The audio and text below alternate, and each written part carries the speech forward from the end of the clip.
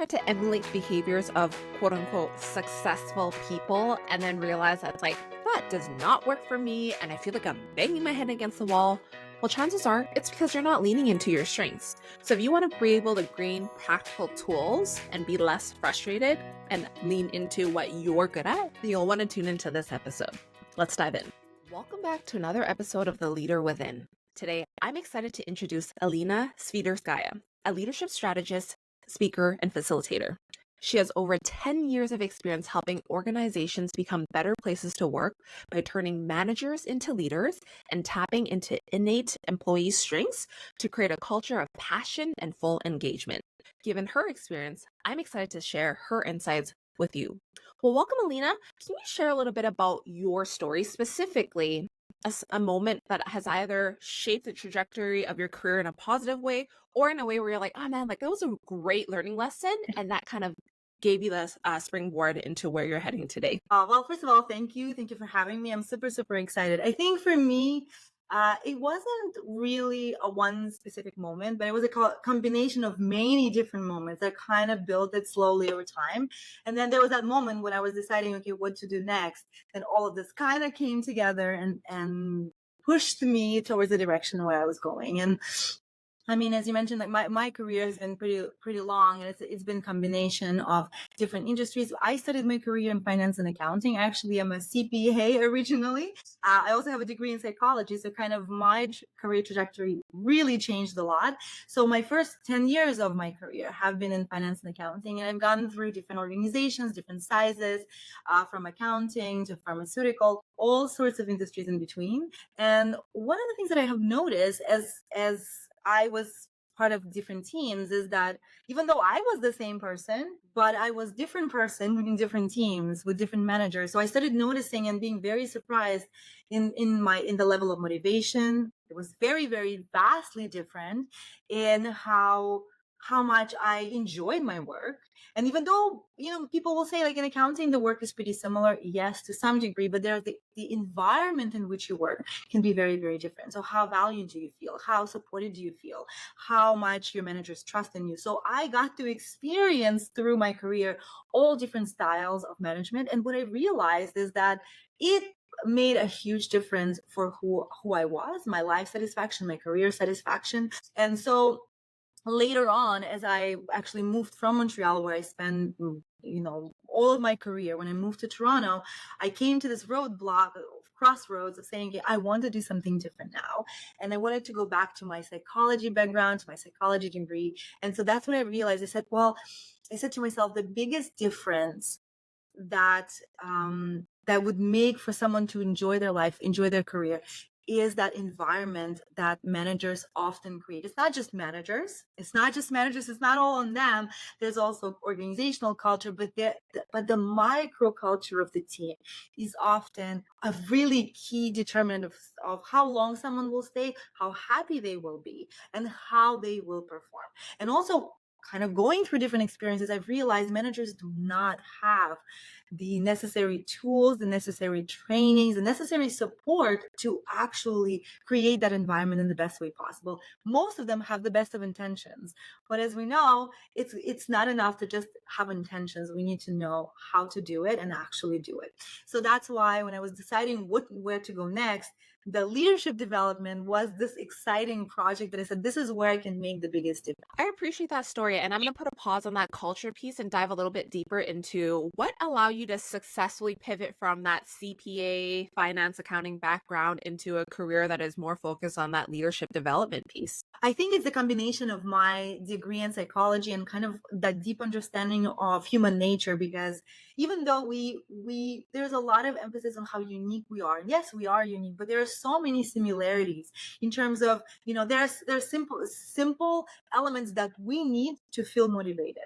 And it's shared by most of us, right? But yes, we are unique in terms of our strengths, personalities, but there are certain elements that are kind of shared by all of us. And so that deep understanding of the human nature and psychology at work and in personal life, combined with my corporate experience and the inside job, both leadership roles, not leadership roles, really came together in this really nice, hopefully very valuable package that I found really helped me transition to a new career. I appreciate you sharing that piece because one of the things that I hear from a lot of entrepreneurs when they pivot from that corporate life into doing your own thing is landing your first client. So, what would you say if you were to look back at how you were able to make that pivot? What helped you land your first client? And if you were to give yourself that advice again and what you did well, or maybe what you could have done better, what would that advice be? Well, one of the things definitely that I found the most challenging is when I first transitioned to the new career. Of course, before I was in finance and accounting with 10 years of experience, passing the CPA exam, all having all of those credentials. So I felt confident in what I could do. Transitioning to a new field was completely starting from scratch. So naturally, my self-confidence level in my abilities which was much lower. I joined an organization where they were doing things a certain way, where a lot of the emphasis was put on cold calling and kind of doing that sort of outreach, which to me was my weakness. I hated doing that. I hate when people cold call me. There's no way I would pick up a phone from an unknown number. Never. And when I do pick it up, and then by whatever mistake and someone start trying to sell something to me, I immediately just, it ruins my day. So I never wanted to be that person. I was never good at that. So I spent a lot of time wasting a lot of time on doing something that was my weakness. And instead, I think the biggest pivot in my career started happening when I said, it's okay, I don't have to do it this way. I have to find my own way of doing things and doubling up on that. And that's where everything shifted. Love it. And I can relate to you in terms of like that cold calling hard sale, whether it's in a message or a phone call piece. And what would you say is your way that worked best for you? So then for anyone who is trying to understand what it's like to pivot from corporate into doing something of their own, they get a flavor of the options available to them, that it's not, Yeah. you don't just have to do that traditional BD route, right? Exactly. And there's nothing wrong with cold calling. There are people who are excellent at this. And when I look at them, I go, wow, just this, it's, I admire that. It's just not something that I can do. And for me, it never sounded authentic. Even if I can get someone, it's just that conversation just doesn't flow. So I have no chance to showing who I am. So after experimenting with many different things, I realized that my strength is in showing my personality and my approach. Because in my line of work, that energy, that connection, that synergy is really, really important, because I work with specific type of clients. I do it in a very specific way. So there are things that need to be aligned. So I found the best way for me to do that was to show the video, the voice, who I am, what I stand for, and what I believe in. And so that's where I started. I actually started with a 90-day challenge, video challenge that I did it really, really early on. I was extremely nervous about it, but I pushed myself to do it.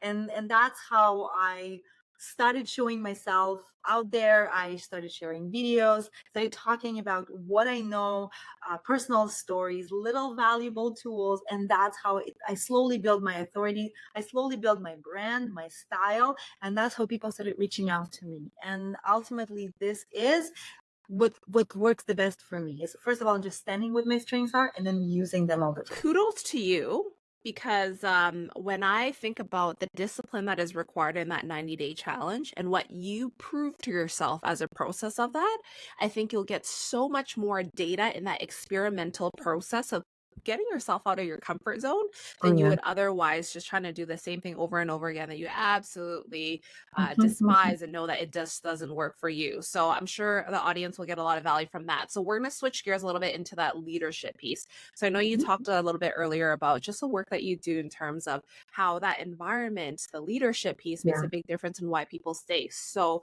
your areas of expertise is a strengths-based leadership approach and how it really impacts organizational performance, employee engagement, etc. So what made you pick this leadership model out of all the different leadership models that exist out there? Well, because I think, again, comes from personal experience, right? I spent years and years and years focusing on my weaknesses, trying to fix them, only find myself in this very negative spiral of kind of just putting more focus on what I was not good at. For example, now I own my business, admin stuff.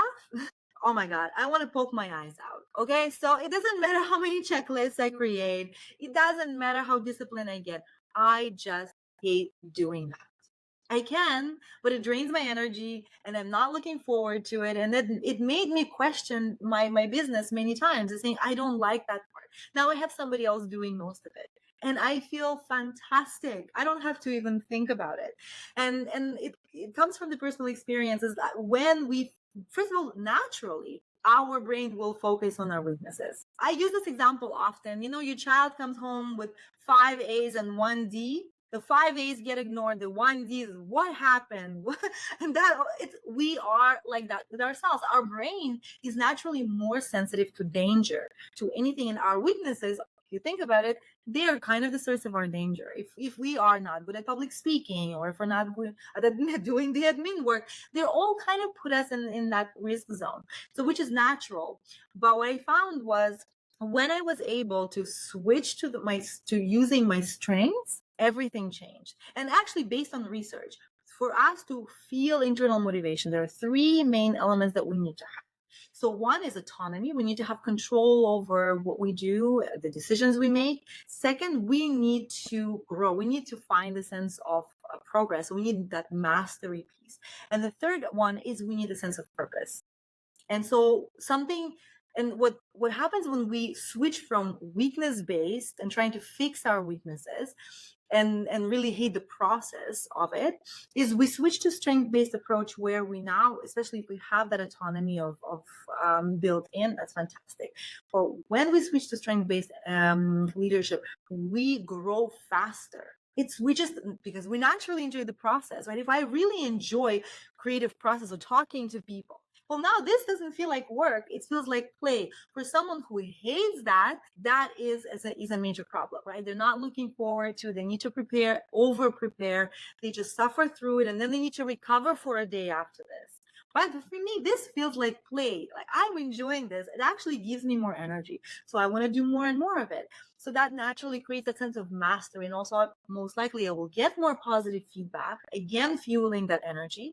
And finally, when I feel like I'm using my strength, it automatically creates more sense of purpose. Oh, I feel like I live more authentically. Now I feel like I'm recognized for who I am, that there's something unique about me. So that just shifts everything. It's just easier, it's more effective, and faster results. Okay, let's dive a little bit deeper into the concept of focusing on the strengths versus weaknesses piece and really differentiating yourself. Because I think sometimes when we talk about that negative piece, I think where my brain goes to, especially over the last couple of months, going on my journey, really doubling down on what my strengths are, sometimes I get into this mindset where I'm just like, but what does that, like, how does that actually make me different, right? Like, someone else out there has it, right? And we start going into this internal monologue that ends up almost like depleting us of the value that we can actually bring. So for you, with your psychology background and the work that you do with leaders, how do you kind of help them differentiate themselves based on the strengths that they bring? So first of all, I think a really interesting, there was one interesting study that I read about. Is basically took 20,000 of the most effective managers, and they kind of measured their personality, their characteristics, their traits, and what they realized, there's no single trait that's shared by everyone, which tells us something. So when it comes to leadership, there's no one specific approach, specific style that gets result. We all know leaders who are more charismatic and they can lead this way, right? People just follow them naturally. They inspire people. We all know people who are more introverted, but such fantastic listeners. And they seem to know everything about you, knowing the name of your kids. When is your birthday? What is your favorite color? And it makes us feel special. So we gravitate towards them and we're more motivated, right? How to differentiate is we have to be, first of all, we have to create space for understanding, for exploration, for reflection, because it doesn't come naturally. And if you take someone who is busy in their leadership role, right, there's fires coming at you. The exploration piece is the last on their list of priorities. So to embrace the strength-based approach to leadership, there needs to be a mindset shift that needs to happen, and assigning urgency to that, because it's like a lever. Strength-based approach to leadership is like a lever. First, you apply it to yourself as a manager to really find out what are your strengths that you can leverage, again, to make your life easier, more purposeful, and get better results. You have no idea how many times in my work leaders come to me, introverted leaders, begging me to teach them how to be more extrovert, how to make decisions on the fly, how to be that charismatic leader. And all of this energy goes to waste because they're constantly going against the grain.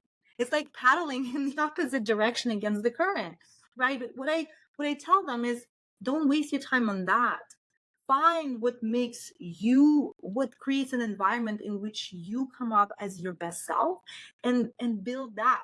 If you're an introvert, this is not about your communication skills. This is not about how good you are at speaking or not speaking. This is about what gives you energy. So if you know that you need that space to think about your solutions before giving answers, how do you build that in? How do you build in that downtime? So then you come to work fully energized, fully ready to take on the day, instead of saying, no, teach me how to go, how to not be myself, because that's a losing game. You're just pouring water into a leaking bucket. We don't want that. We want really this bucket to get full and fast, and so you can use that. So that's one thing. But it also, strength-based approach to leadership also means then that you need to see that in your team members and leverage that as well. So it kind of both ways, how you lead and how other people, creating an environment in which other people can use their strengths. Speaking of creating that environment piece, what does it look like from an employee engagement, and what is the value of being able to integrate that in? Because like you said, leaders have a lot of fires that they have to be able to put out, right? So to be able to understand the strengths within you and your team, and how do you leverage that so you can be more effective as a team, what does that actually look like? Yeah. So first of all, when it comes to team dynamic and building that internal environment in which team become high performing almost automatically, there's two levels of work that needs to happen. So one is at individual level, but also the team dynamic, right? Because that's what makes the internal, that's create that microculture. So one is the leader's role is to help guide that exploration. And that's where, when someone has one-on-ones, if you ask questions, hey, what are you most proud of this week? What are your wins? So focusing on the positive experiences, because that's a major sign of what makes someone proud is a major sign, and these are the strengths, these are my passions, right? Then asking questions, how do you want to develop? What are some of the things that you really get excited about doing? And also facilitating that feedback across team members and noticing that, because we are blind to our strengths often, right? Because sometimes for example, if I love talking to people, my assumptions could be that everybody loves talking to people. If I love, teaching things, I can assume that, yeah, everybody's good at that. But we are blind to our strengths, sometimes to our weaknesses as well, but to our strengths as well. I actually, whenever I work with managers, I ask them to list their areas that they want to develop and their strengths. The areas they want to develop, I get a laundry list that never ends. Strengths, 1, 2, I have to force them to list at least 5, right? Because they just don't pay attention to that. So it's becoming a guide for your team members to explore that, to communicate that, to kind of tease that out and pay attention to those moments. When you see your team, right? You see them when they get excited. You see them when they show up at their best. Providing that feedback back is invaluable. And then trying to build a team that is strength-based, meaning that you have diverse teams, diverse in terms of thinking, their passions, their strengths, their ambitions, their approach to work. You have some people who are so good at little things and they remember all the details. They love the process. They love building processes, following through. When you give the task to them, it's going to be clean, it's going to be done. And then there's some creative people who love connection, who love talking, who love brainstorming, big picture thinking. So the more diverse your team is, the more solid the results are going to be. Not only that, if you are able to pinpoint and kind of make them feel valuable valued for their strengths, it just creates this such a high level of satisfaction and motivation, right? It's like I'm recognized for who I am, for my strengths, and I'm valued for them.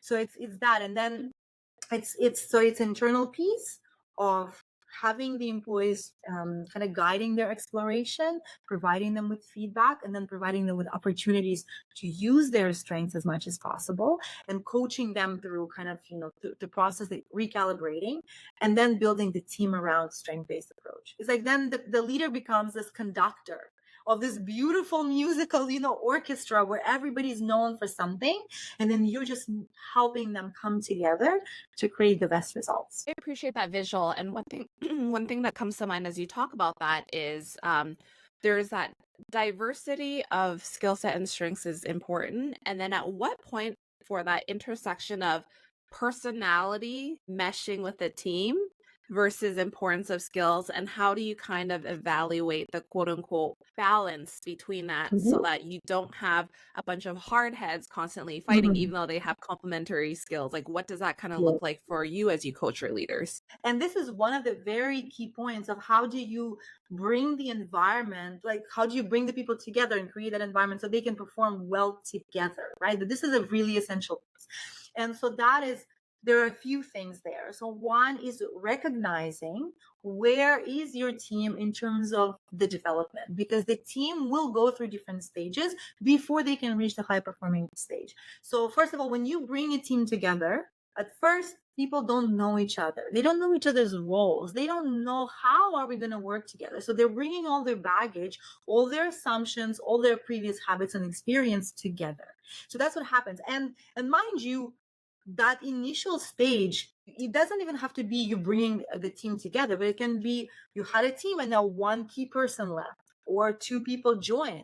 So that's, again, this is the forming stage of the team. So you have to pay attention to that, because at that stage, it's very important for a leader to play the role of a conductor and a guide, and creating that aligned vision of what it's going to be like. First of all, that involves being very clear around who is responsible for what, who has what role, and then how are we going to operate together to get the best result. Because the most conflicts come from, well, I didn't know I was supposed to do it. I thought you were supposed to do it. I don't want to step on your toes. I don't like how you speak to me. I thought we agreed on that. So there is a lot of misconception because they come from such assumption, because the expectations and the rules were not made clear to everyone. So whenever I do my long-term leadership program, the first stage, the first step, the first session, we come together and we create team guidelines. To me, this is a non-negotiable. We have to have a conversation where everybody is present and we are actively participating. What respect looks like? How do we communicate? How often do we revisit that? It's really important because it eliminates as many assumptions as possible. So it eliminates some of the sources of unproductive conflict. So this is really, really important. And then as you go through it, you act as a guide and you help the team to move through those stages. When that clarity is established, is much, much easier to then help the team work together. And that, again, when there's a new project, there is kind of alignment that needs to happen. Who needs what? What support do you need? Who is going to take on what? What is going to help, what this project is going to help develop in terms of strength, skills, etc. There are many processes that the leader can embrace and go through to help the team. Love that. And can you talk a little bit about what are one of the biggest challenges you've noticed leaders face when it comes to implementing a strengths-based approach? Yeah, I think one of the biggest ones is probably the mindset, right? Because as I mentioned earlier, we naturally gravitate towards focusing on the weaknesses. So it comes both for ourselves and for other people as well. So then what it means is that the feedback that whenever it's provided, which is not often enough, is typically focusing on the things that need to be improved, right? So then naturally it shifts everyone's focus to the weaknesses, right? So there's that you kind of, you're talking to people and they say, I know I need to work on this, on this, on this, on this. But when I ask them about their strength, they have no idea, because they don't get that feedback continuously. So I think it's really starts with a mindset shift, understanding that strength-based approach is a lever that is so underused for both managers themselves and their teams as well. And so it really requires some personal work, some tools for that specifically, like exploration, your own strength and the strength of other people. Sometimes even it could be fantastic to have a group of people, so your team come together, tell each other what they think their strengths are. Because again, since we don't know ourselves that well, so other people observing us can provide us such an invaluable feedback about what do I value for? What are some of the moments where you really came through, where you really were shining? So it's just even sharing that within the team, not just up down, but also kind of horizontally. That's a really good call out. And I kind of want to go into the piece where it's being able to provide that feedback. And like, if you are a new leader, right, what would be a quick win for you to be able to start implementing this approach? So for yourself, it's making that time to explore. It doesn't even have to be, I'm going to put some time aside, but it's making that a priority and really look at your energy level, really at your successes, really reflecting on what are some of the things that I'm known for. What are some of the people tell me that I'm great at? What things do I really enjoy doing? Really get curious,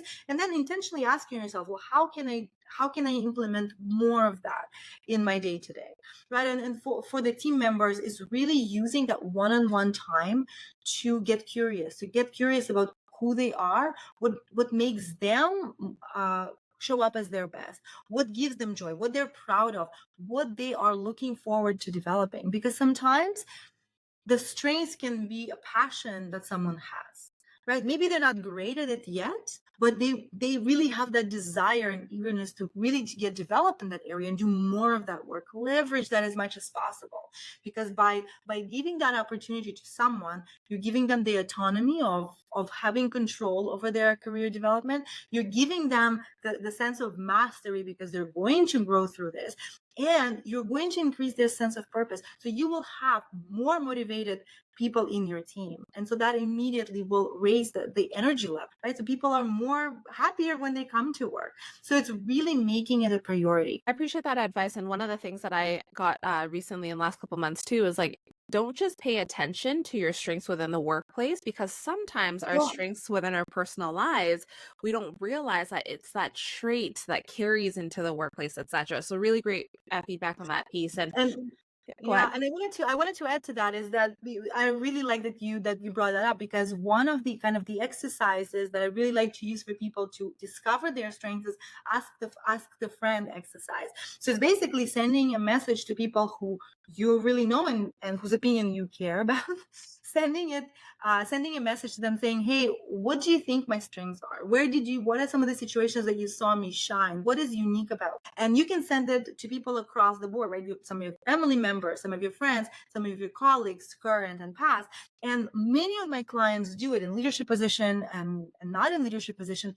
But one of the observations that they have when they come back to me, first of all, they're super excited. It's amazing to have that conversation when somebody's telling you what are all the things that you're great at. But what they find is that the responses are very consistent across the board. It's exactly what you mentioned, right? So your family member may notice maybe the application of your strength is a little bit different, but it's still there. So it's that just gets that validation, and it's a really, really powerful thing. And that's also, so that's why when someone's providing feedback, especially positive feedback, it's really important to be specific. And that's one of the most, again, another very undervalued tool is for managers to provide that feedback and say, this is what you're doing amazing, and this is why it matters, and this is the impact that it had. Because that helps someone on their team to really get familiar with what they're doing well. Not only they will much more likely to do it again and again and again, but it also creates more self-awareness. Oh, I'm doing this great, and this has been noticed. So I love that framework, because like you said, it makes such a big difference to reinforce the desired behavior versus just saying, you did great work today. And then in your head, you're like, say more, right? So before we wrap up our conversation, when it comes to unleashing the potential of individuals and organizations, what would you say is the first thing that comes to mind? So it's really working on that mindset and shifting to strength-based leadership, because it will provide those three key elements: the autonomy, the mastery, and the purpose. And it just makes it so much easier to lead. And again, doing the same thing for yourself and embracing your strength, but also treating your weaknesses as signs of who you are, because oftentimes your weaknesses is the opposites of your strengths. So even looking at, because most people are so much more ready to come up with the list of weaknesses, so thinking, okay, so what is the opposite of this?